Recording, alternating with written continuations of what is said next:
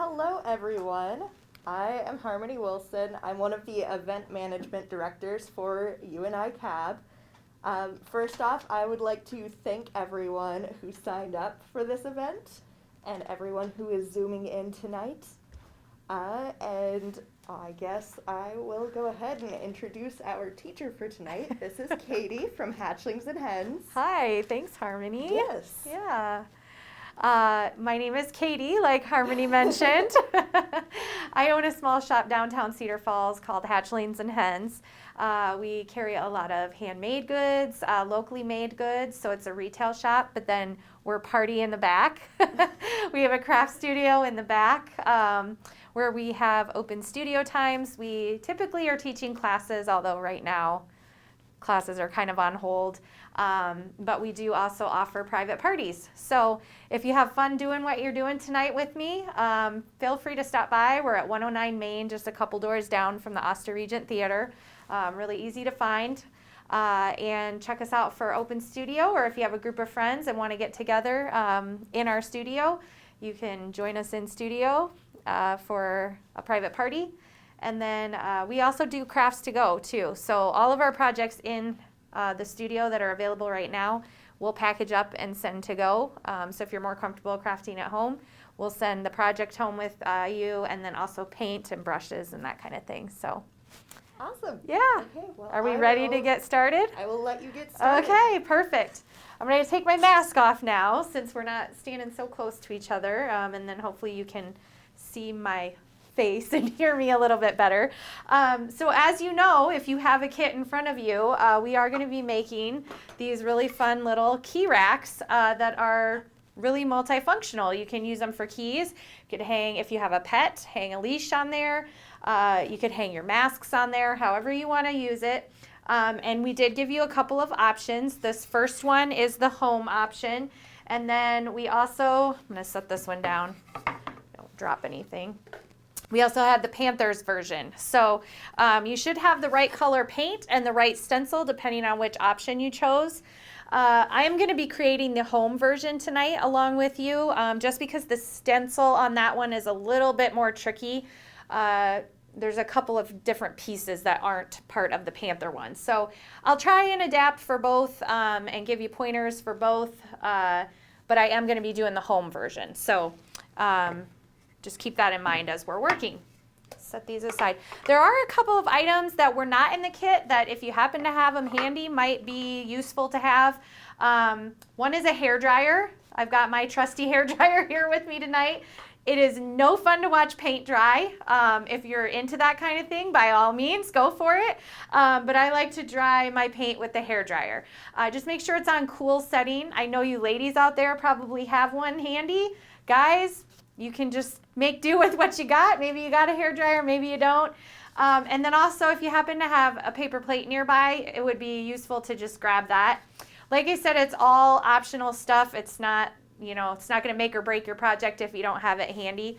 I'm also going to go through all of the materials that were included in your kit.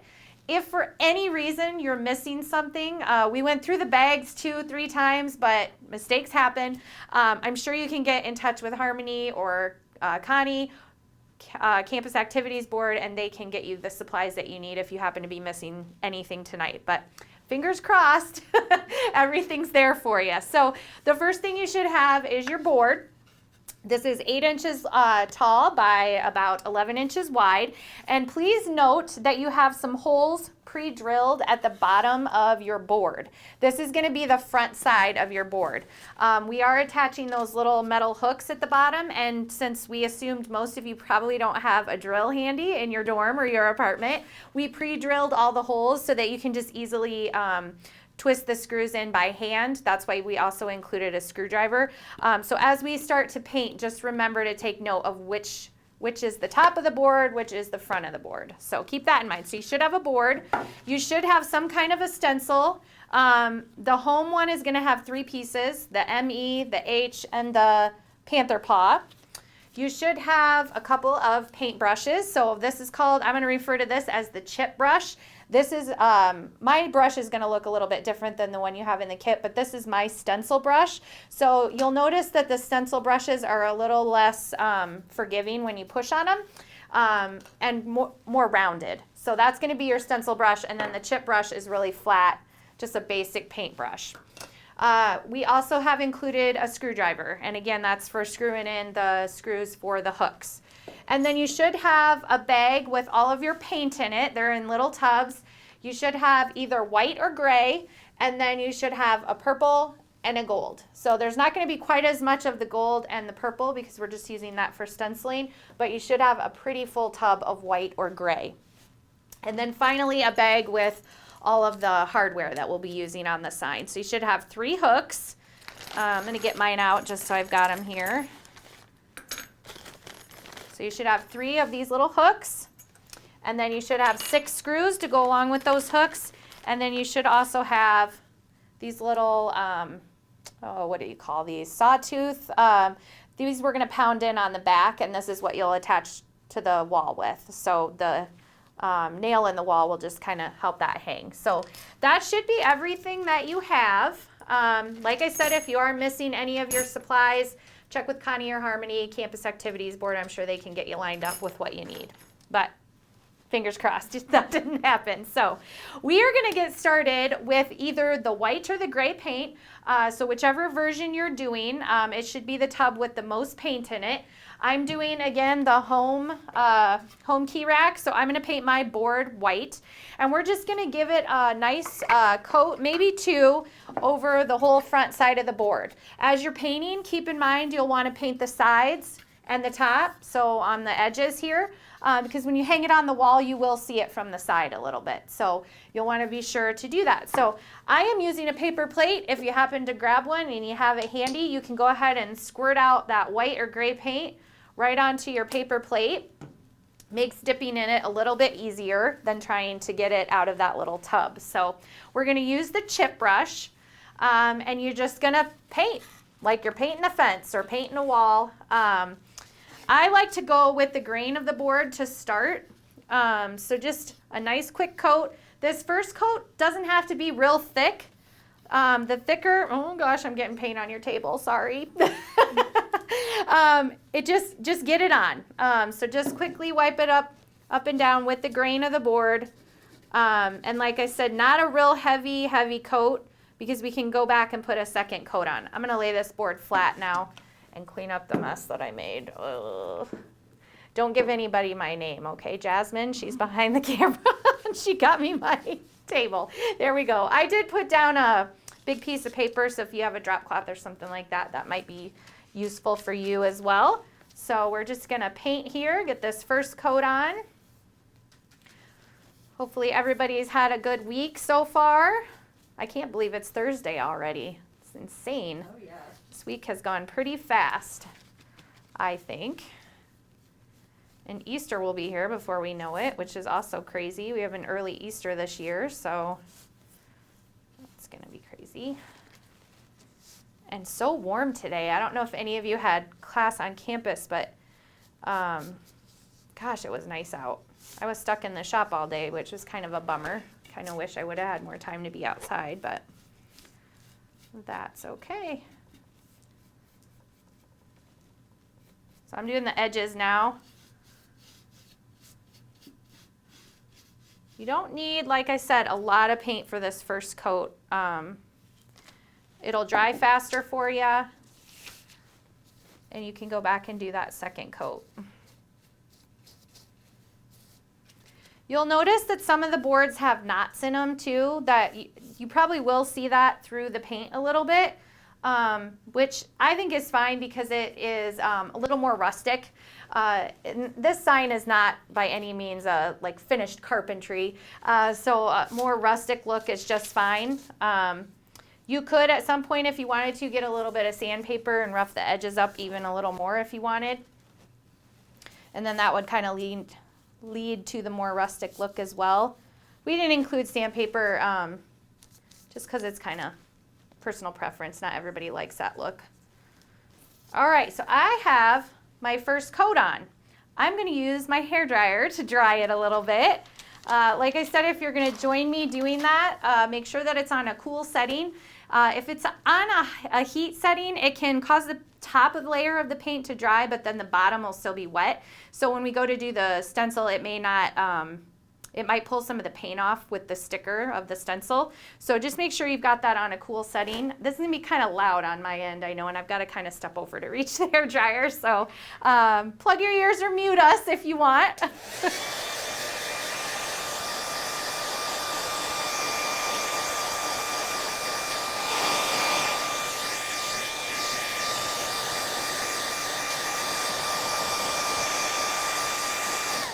You'll notice while you're drying, your paint's going to be shiny when you first put it on. And so if you're still seeing some shine in your paint, that means it's still wet. So you'll want to continue drying if it is kind of still shiny for you. This paint's going to have a matte finish when it's finished.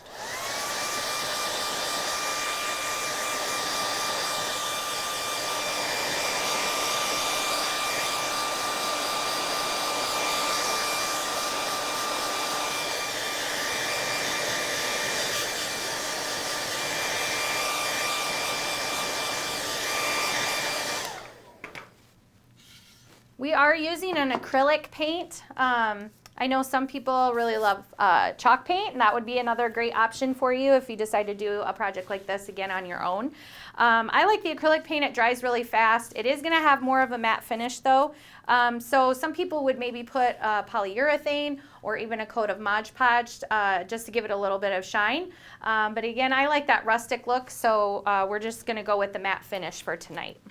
So I'm going to go ahead and do the second coat. All of my paint looks to be pretty dry. There's no real big shiny spots. So we'll just go ahead and get that second coat on. When I'm applying paint, like I said, I like to do a real light first layer and then another light second layer instead of globbing it on all at once. Sometimes if you get too much at the beginning, you can really see the brush strokes in it. You'll get a nicer flat finish if you do more coats with less paint. Hopefully that makes sense. And then Harmony, yeah, I was going to say, you had some questions for me, I think. I sure did. Yeah.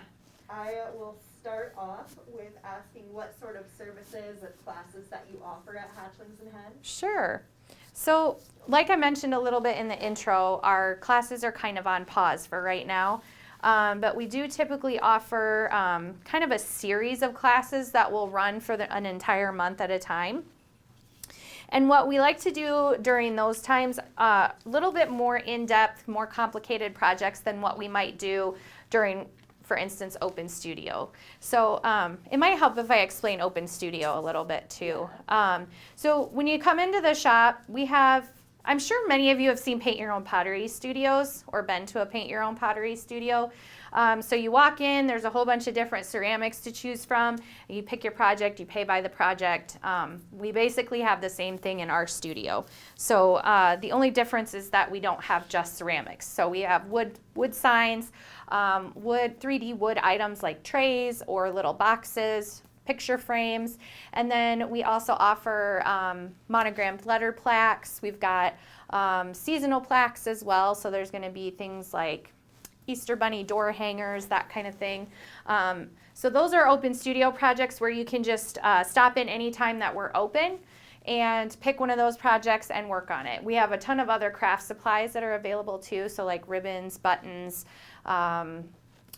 book pages, Mod Podge, all kinds of, it's a craft mecca, basically. So anything that you think of that you would love to craft with, we probably have it on hand, which is pretty fun. So the open studio time is drop-in, no appointment necessary, but then we do offer classes that are going to be a little bit more instruction-based. Maybe you're going to use power tools, maybe you're going to be using a special paint technique that takes a little bit more teaching than what an in-studio thing would require. I hope that makes sense. We've even done some, like last year we did a potting class with, it's called kokedama, so it's like a Japanese influenced way of potting a plant.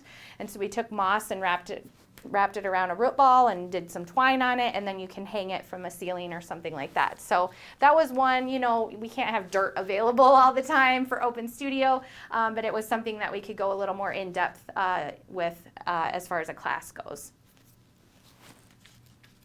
Okay, I've got my second coat on. I'm going to go ahead and hit it with the, well, not hit it, but hit it with the hair dryer again. Get that dry.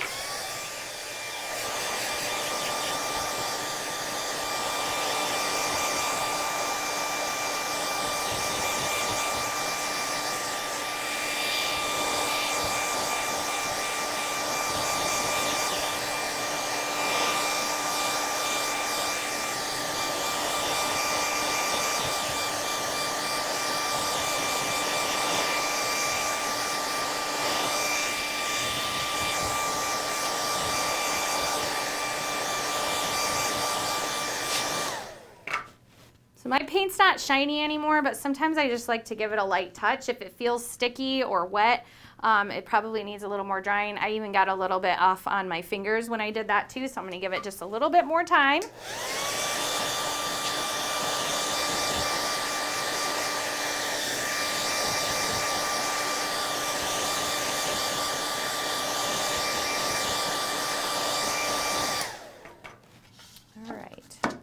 Now this next step would be up to you. I'm okay with how my board looks. I don't know how well you can see from the camera, but there are some brush strokes. You can kind of see the wood shining or showing through the paint a little bit. I'm okay with that because I like a rustic look. If you like a more matte finish where it's completely white and you don't see any board behind it, go ahead and give your board another coat of paint. But like I said, I'm going to stop right here. I feel like it's good enough for the use that it's going to have. I notice on the side here I've got some spots that I missed. So go ahead and check your edges really well too. Maybe give those a nice second coat as well if they need it. Those of you that are, excuse me, those of you that are doing the Panthers version, that gray paint's probably going to cover a little bit better than the white. So 2 coats is probably going to be more than enough for the gray. But the white is totally up to you whether you want to do that 3rd coat. I'm not going to. I'm just going to touch up these edges again real quick. So I've got some spots there that are kind of showing through. I had a big knot on the bottom here too. That's why I used this board and didn't send it on to one of you guys. So you'll see I've got some showing through there on the edge. So I'm going to paint that and get that covered really well. Hopefully not get any more paint on this table or the floor. Your boss is going to come back and wonder what's going on. All right. Just going to I've got some left over on my plate, so I'm just going to put that on real quick. Spread it around. All right, and then we'll dry one last time. Oops, I got to pick this up. My hairdryer doesn't quite reach to the table.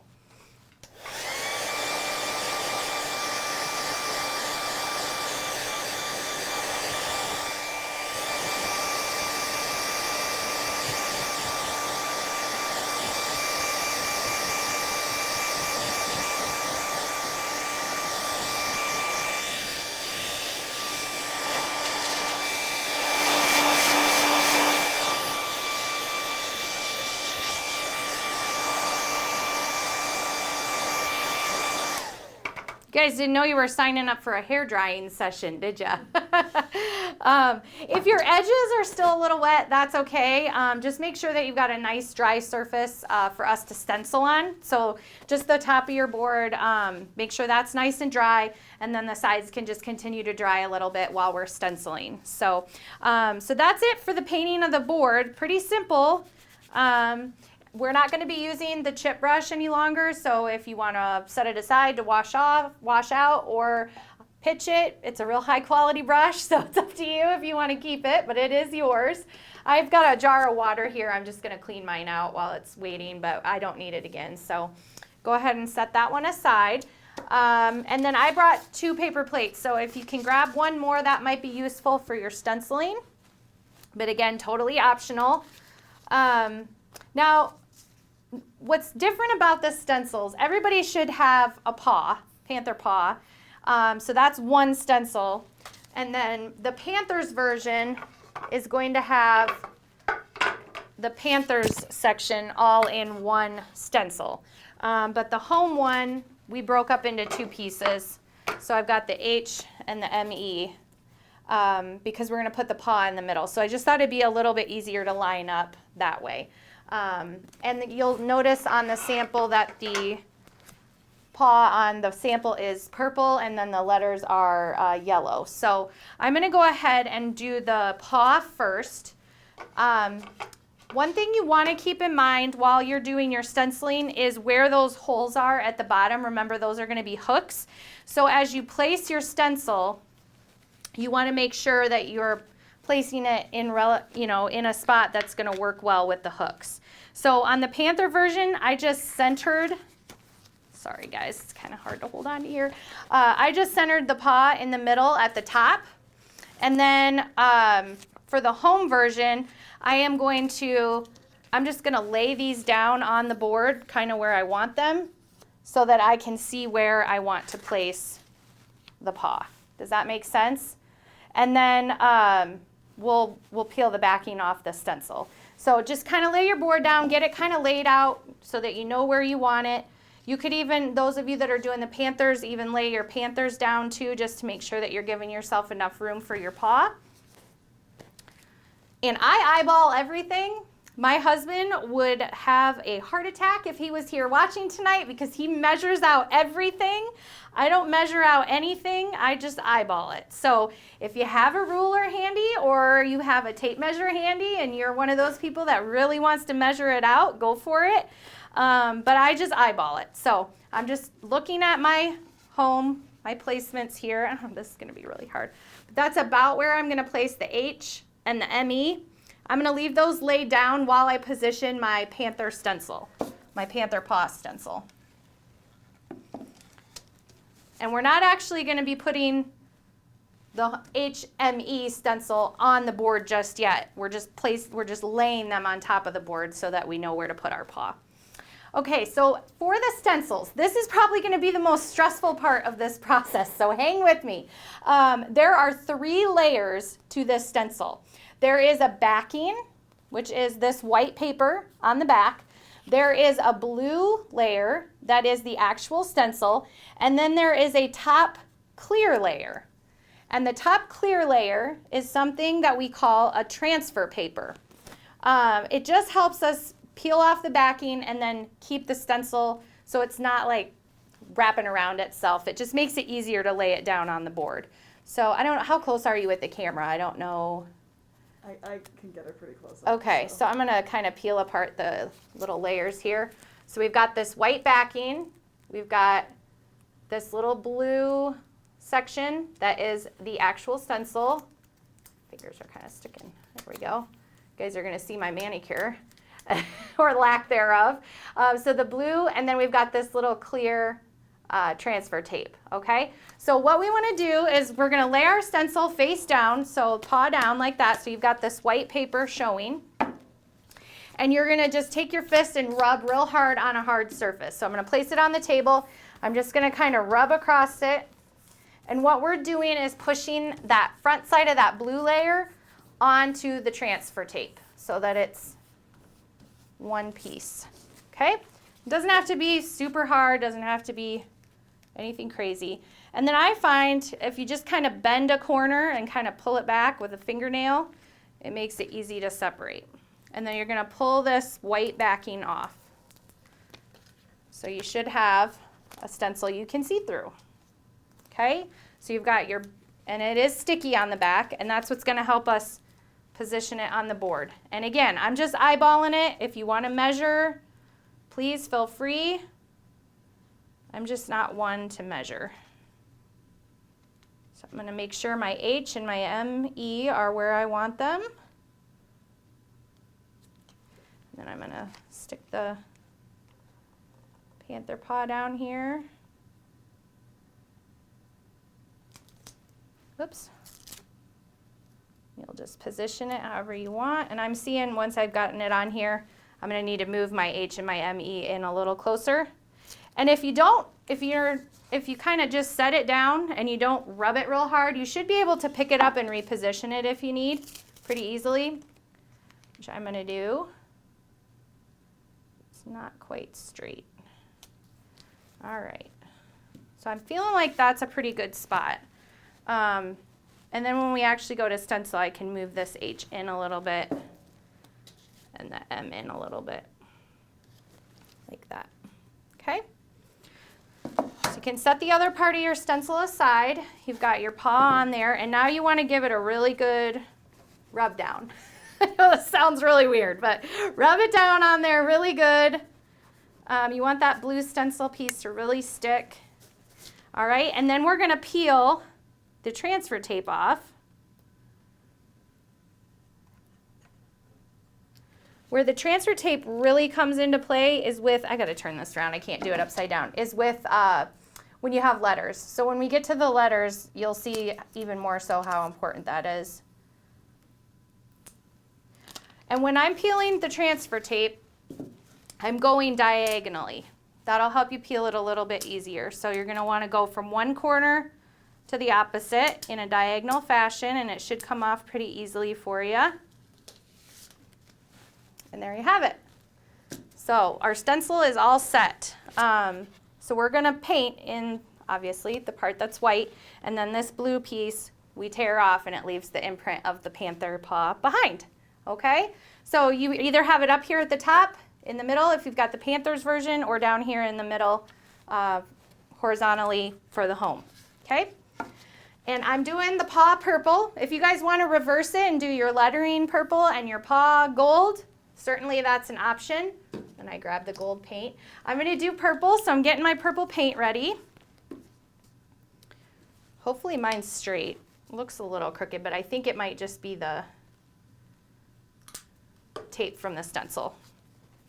So that's the part you lose out on if you're not measuring. The crooked cutting of the paper can throw you off a little bit. But all right, now I'm just making sure after I took that transfer tape off that my edges are pressed in really good.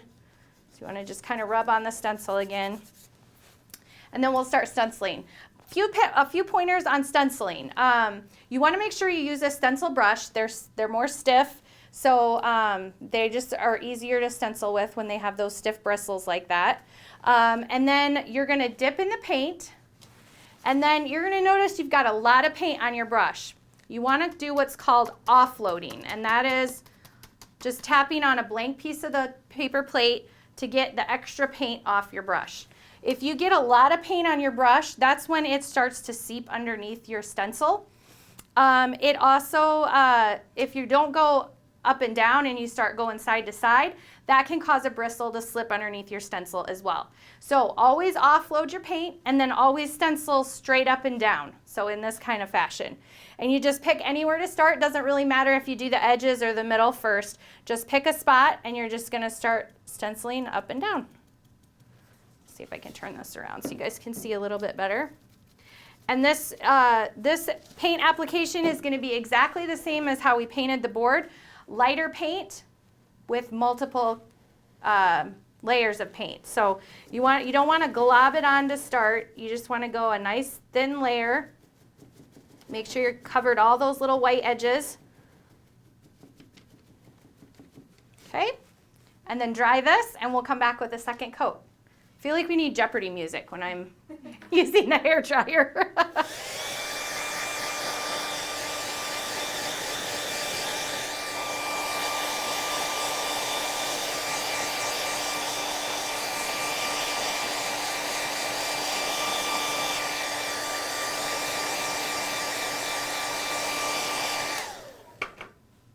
And again, it dried pretty quick, so that's good. All right, so you'll probably be able to see a little bit of white or a little bit of gray coming through there. So I'm going to go back and do a second coat of the purple. Now when I need to get more paint, the trick that I like to use a lot is just to go back to where I offloaded, because there's not a lot of paint there to begin with, and just use that before I dip back in the big pot of paint. I feel like every term I'm using tonight could have double meaning for every college student. showing my age a little bit tonight, I think.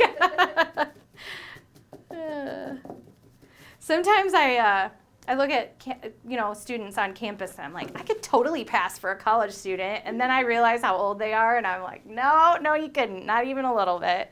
All right, I'm gonna dry this one again.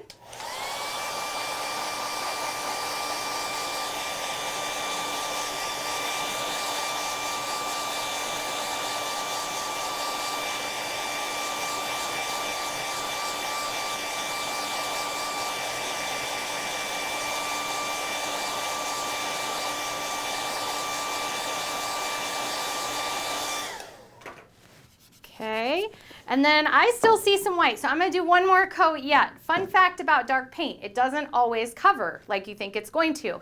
So you have a color like red or a color like dark purple, you would think one coat should be enough. Sometimes they actually take more coats than a lighter color like white or yellow would. So I'm going to do one more coat of this purple, and it'll give us a nice deep purple paw in there. Also, if you start to stencil or paint over paint that's not dry yet, the actual brush could be pulling it off. So you want to make sure that your paint is nice and dry before you go back with that second or third coat, because you could actually just be pulling off the first layer that you did. Okay, another hair dryer.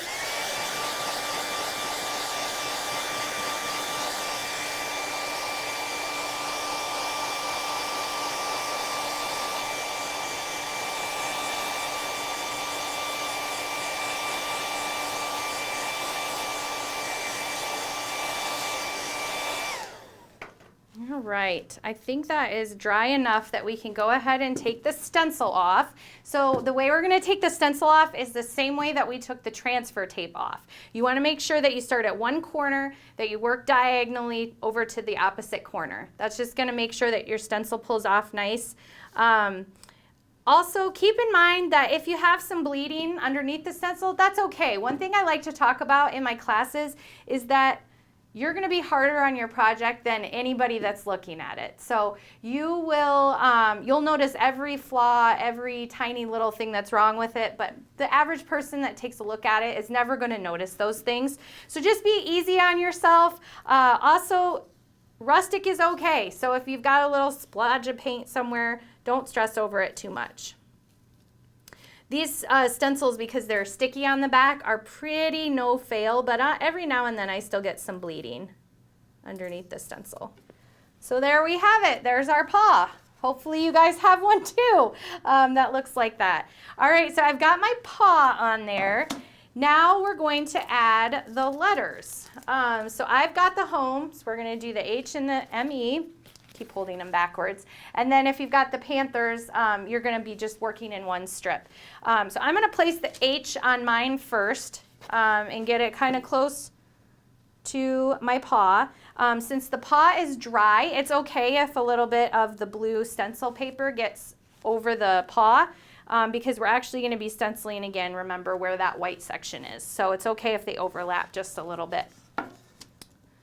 Okay, so if you remember, you've got those 3 layers. We're going to pull off that backing first.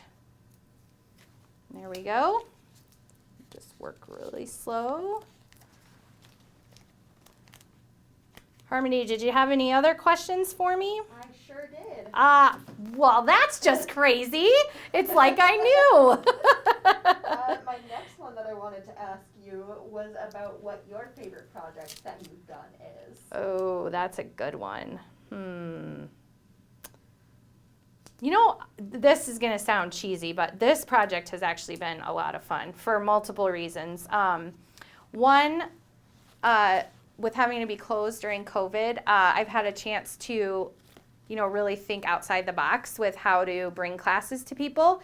And I also find virtual craft classes to be kind of challenging because you have to think through, something that we do in the studio isn't always going to transfer well to virtual, So not everybody has a hot glue gun at home, and not everybody has a screwdriver at home. So you have to really think through the projects. And this one I feel like is really simple, but also very functional and cute and fun colors. And it's been a lot of fun to be able to work with the university too. So I know that sounds canned and like really cheesy, but this is actually one of my most favorites to date. I also really enjoy just anything that's out of the box. Like that kokedama one that I explained at the beginning that we did some planting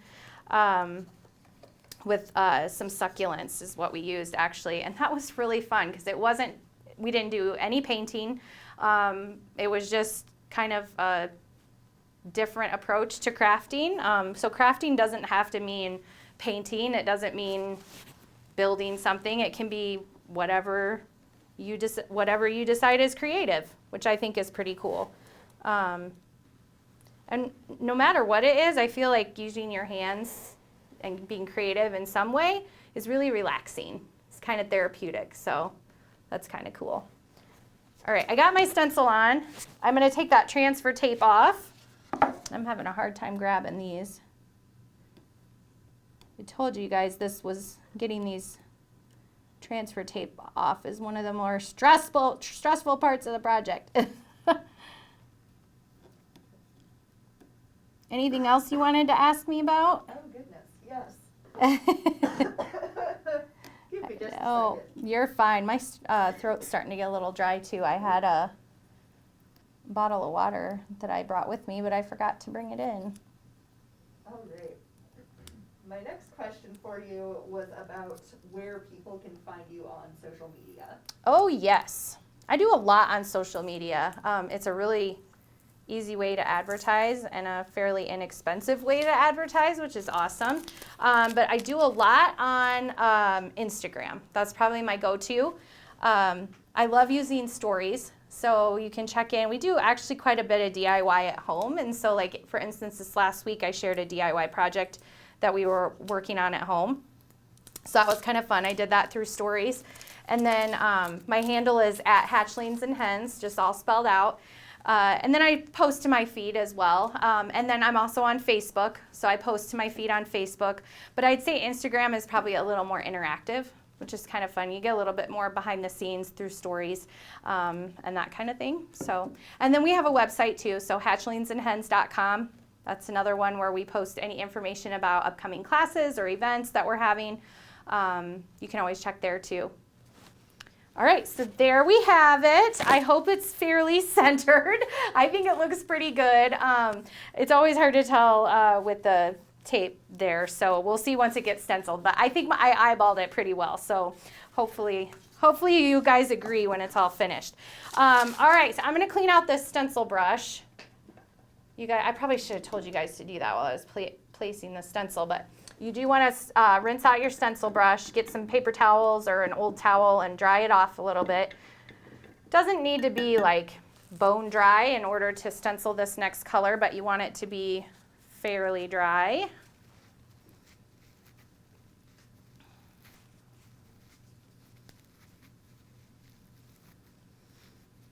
The really cool thing too, I think, about having the craft studio, or the cool thing I think about my shop in general, not to brag about my own shop, but I really love that we work with local vendors too. I think it's neat that we carry a lot of goods that are made right here in the Cedar Valley or within the state of Iowa. So I love that there's kind of two sides to the business. So there's the retail side, but then also crafting, which is really cool. And the craft studio was actually kind of an afterthought. When I first started thinking about opening my business, I worked with a small business development center counselor here at UNI actually, and they recommend having a piece to fill in during slow retail time, so a service piece, and that's kind of where the studio was born, was out of that advice, and it was awesome advice, and I'm so glad that that was added. So, and since I was making things, I make some things for my shop too. Since I was making things, it just felt kind of like a natural fit to have the craft studio too. So that worked out. All right, so I'm going to use the yellow for the home, and most of you will be using the yellow for panthers as well. Or if you decided to flip your colors, that's fine. So we're going to use the same technique. We're going to dip in the yellow. So again, dipping in the big pot of yellow, and then I'm offloading my brush so it doesn't get too runny on me. All right, now this one you are going to want to be kind of careful when you get to these edges that it doesn't go into your paw. If you've got your paw up top here, your panthers might be real close to the bottom, so just keep that in mind as you're working. Don't get too close to those edges or you might end up with some yellow paint in your paw. And if that does happen, no big deal. You've still got that chip brush. You can always dip it in your purple paint and kind of paint over the top of it to fill it in if that happens. And I had one more fun little question. Yeah, for you. sure.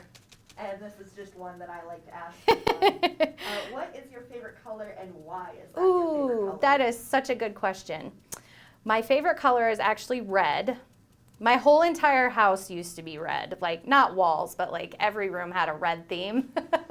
And I actually really love that color because it was my grandma's favorite color, which is really odd, but I was very, very close to my grandmother, who is my mom's mom, so my maternal grandma.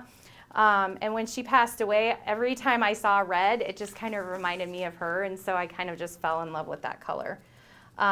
She also had kind of an affinity for cardinals, and so they're red, and it just kind of stuck. I've got a question. Yeah. Why did you name your business? Oh, that's a great question. I get that question a lot, actually. I'm going to point out, I'm getting some yellow paint on my board, so don't think you have to be perfect because even the teacher's getting some on here. I'm going to just take a little bit of white paint at the end and just touch those real quick, and you won't even notice. I'm going to dry this, and then I'm going to answer your question. Is that okay? All right, so let's dry that first coat of stencil.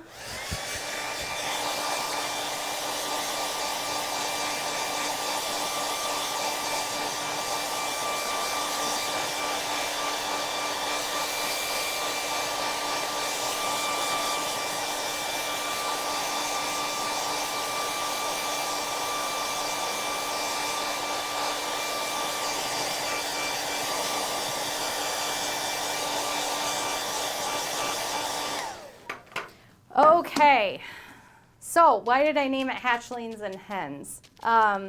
So when I first got started, I started making things for, I was at the age where I was starting to think about having kids, and then I had a lot of friends that were at the age that they were starting to have kids. And so instead of just buying stuff off the registry, I started making things for my babies and for my friends' babies. So things like burp claws, little stuffed animals, things like that. And so then I opened an occasional shop and started having, it was a vendor booth at a local barn that actually had occasional sales every month. And so I had to come up with a name when I decided to have a little booth there. And at the time I was also making like little accessories for women. So a lot of what I made was for babies and for moms or women. And so I wanted a name that reflected women and children. And we currently live on an acreage, but at the time we did not have an acreage, and it was always my dream to have an acreage or to be in the country. And so I kind of wanted a name that had a country feel or an Iowa feel to it. And so I thought, well, chickens, and then I started thinking hens and chicks, or hens and hatchlings, and that's kind of where it was born out of. Kind of a unique name. And then when I actually got a brick and mortar and opened my shop, I had already kind of gotten a pretty good following on social media. And so I just didn't really want to change the name because people kind of had already started to know me for that name. So it stuck. And now we live on an acreage, and I have chickens. And we have a red barn, which my first logo had a red barn on it. So it's kind of funny how that all worked out. All right, I've got that second coat of the yellow. Again, I've got some more yellow that bled onto my white, but that's okay, we'll fix it. I'm gonna go ahead and give this a nice dry, and then I'm gonna do one more coat of that yellow. I'm gonna check time too. How are we doing on time? We're doing okay. I think we said try and keep it to about an hour, is that right? Okay, we're getting close.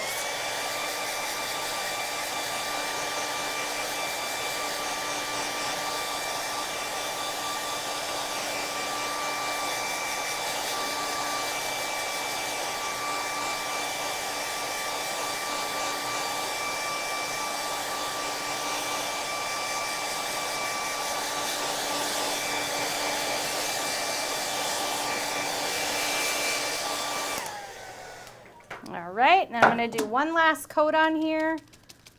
And we do have a question from the Oh, question from the audience. chat. Someone asked if you use a circuit for the transfer paper. I don't know if it was Oh, a mentioned. Cricut. I'll Yeah. bet they're asking about a Cricut. Yes, I make all of my stencils in-house. I use actually a Silhouette, but it is very similar to a Cricut. Same process, same materials, that kind of thing. Hopefully that answers the question.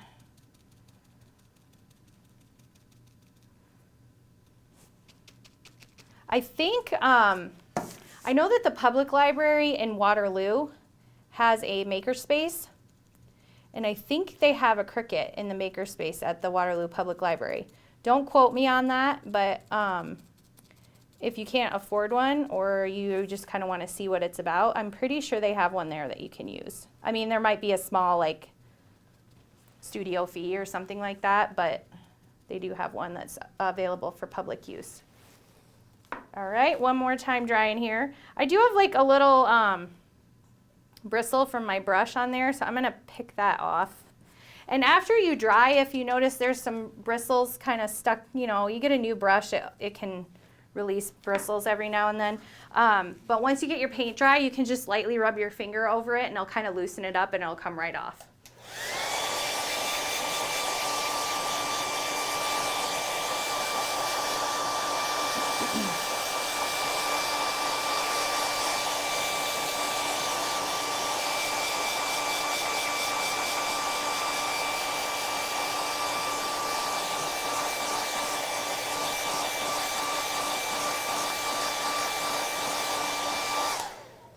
I'm noticing too on this one edge, it's a little light. Give it a little more tap there.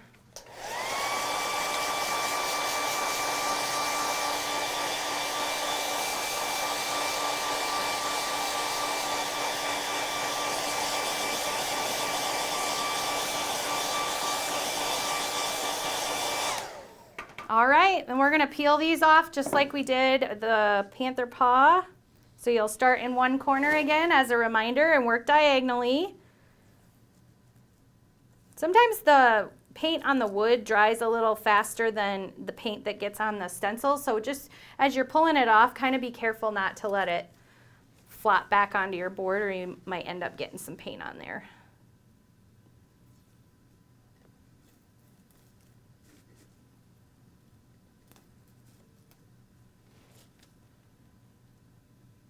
So quiet. Everybody's concentrating. All right, you can see, I'm sure if she zooms in, you can see I've got some yellow going on there. So I am gonna take, sorry, did I put it down too fast? You see I've got some yellow there. So I'm gonna dry off my chip brush here real quick and just kind of lightly spot some of those. You can even use a finger if you want. It doesn't have to be a paintbrush. In fact, my paintbrush is kind of big, so I'm just gonna use my finger, I think. So I'll just use like my pinky, just kind of tap it on there.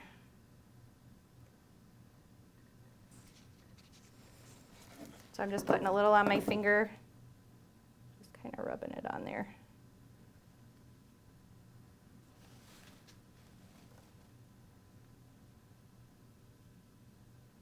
What's your favorite medium to use? Like as far as paint or other? Or like charcoal, things like that.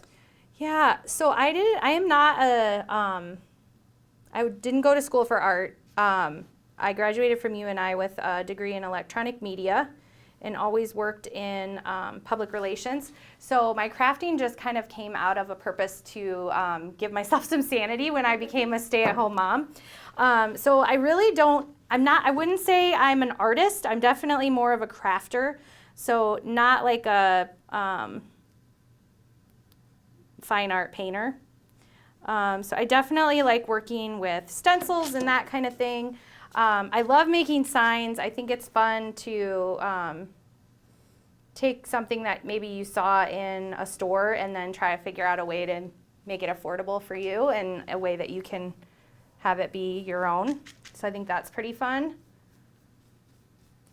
I'm not going to take the time to make sure that these spots are all covered because it's going to eat up time. You may need to do a couple coats of your own, so like cover it one time, dry it, and then go back and do it a second time over. But you guys get the idea, so I think that the stencil came out pretty cool. I am going to dry it one more time because I've got those wet spots.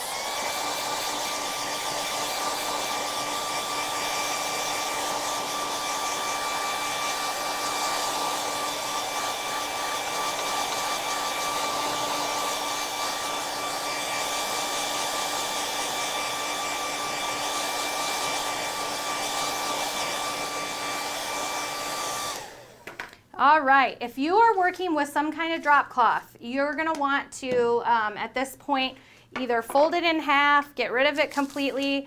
We're gonna flip our board face down, and you don't wanna chance any paint getting on the front side. So I've got this piece of paper here. I'm actually just gonna fold it in half and then work right on top of that. That way all the wet paint is folded in, and I don't have to worry about getting any of it on the front of my stencil. We are going to put the hangers on the back first, because if we were to put the hooks down here at the bottom and then try and nail the hooks on the back, you're working at an angle and it makes it kind of hard. So this way you can just lay it flat as long as your paint is nice and dry, and then you're going to want to get those 2 sawtooth hangers out of your little bag of tricks. So we're going to be using these guys, and they're made to just be hammered in. Now, I know that you may not all have a hammer. I was a college student once, and I remember what that's like.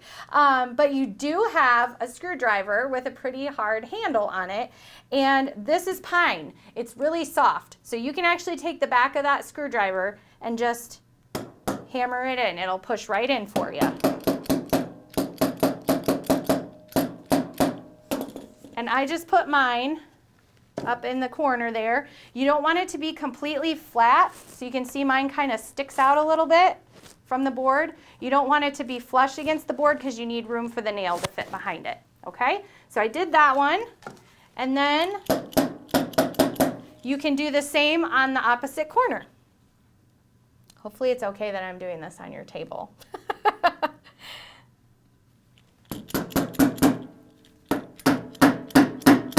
Now that one's got a knot. I picked a bad board for myself, so I am going to use my hammer a little bit there. So, all right, there you go. We've got the 2 hangers on the back. Now it's time to put your hooks on, which is a total no-fail thing because we've pre-drilled those holes for you. Hopefully you remembered to put them at the bottom and on the front side of your board. So you'll see each hook has a spot for 2 screws. So you're just going to line up the holes in your hooks with the holes in your board.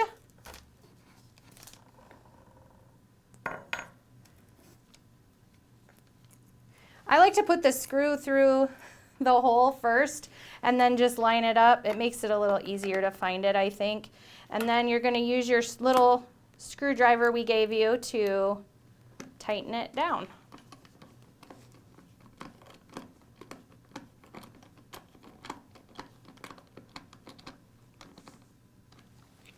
And before I really tighten that first screw, I like to make sure that the hook is straight. So make sure you can see that second hole through the hole in your hook. And you'll just put the other screw in.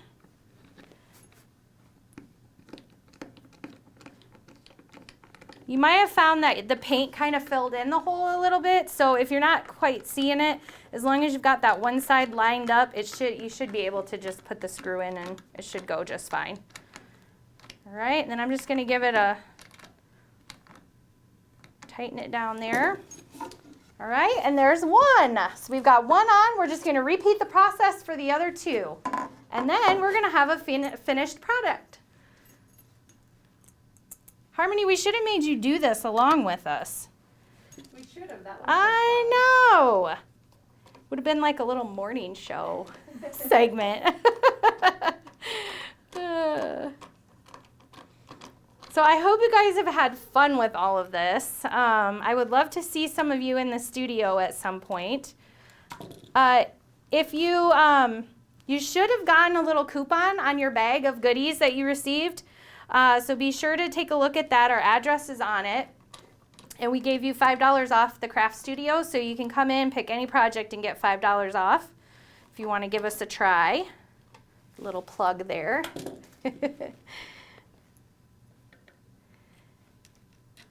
What I really love about this project is it's useful. You know, it's not just something that's going to be sitting around collecting dust. You can actually put it to work. So I guess going back to that question you asked me about my favorite projects, it'd probably be the ones that have some kind of purpose. I feel that. I also like projects that have a practical use. Yeah, right. And I try to keep that in mind too when I'm picking projects for open studio. So like the projects that we just have available for walk-ins. You know, kids especially have so much stuff. So I try to pick projects that are like a box, or, you know, like even the ceramics, we've got some, like a shark box right now. So at least there's a purpose, and it's not just another shark sitting on the shelf that's going to be taking up space. So, all right, we are finished. Hopefully you are too. I'm finished here. Hopefully you are getting there, or you're real close. But now we have our handy key hook or mask hook or leash hook or whatever you want to use it for. The point being, it's got some panther flare on there and some very useful hooks to use however you so desire. As you're going to hang it, I find a really easy trick is to take a piece of tape and stretch it to where you know you want the nails. So you'd have a long piece of tape here, and then you just put that piece of tape on the wall and kind of eyeball it and straighten it out, and then put the nails right on the edge of the tape, and then you should have the nails right in the spot that they need to be. Does that make sense? I hope so. All right. Well, I certainly appreciate you guys joining me for this tonight. I hope you had a good time. Certainly it's better than sitting in your dorm room or in your apartment doing nothing, I hope. But you'll see this was our sample and this is our finished project. I think they look pretty great. If you guys have any questions at all about what we did tonight, feel free to reach out to me or Connie or Harmony. If it's about how to do something specifically, you can always email me. You can reach me at hatchlingsandhens@gmail.com. And then like I said, I'd love to see you in the studio sometime. Hope you guys have a great night, and we'll catch up again soon, I hope. Did you have more to say? I just got a few final words for our Sure, audience. you bet.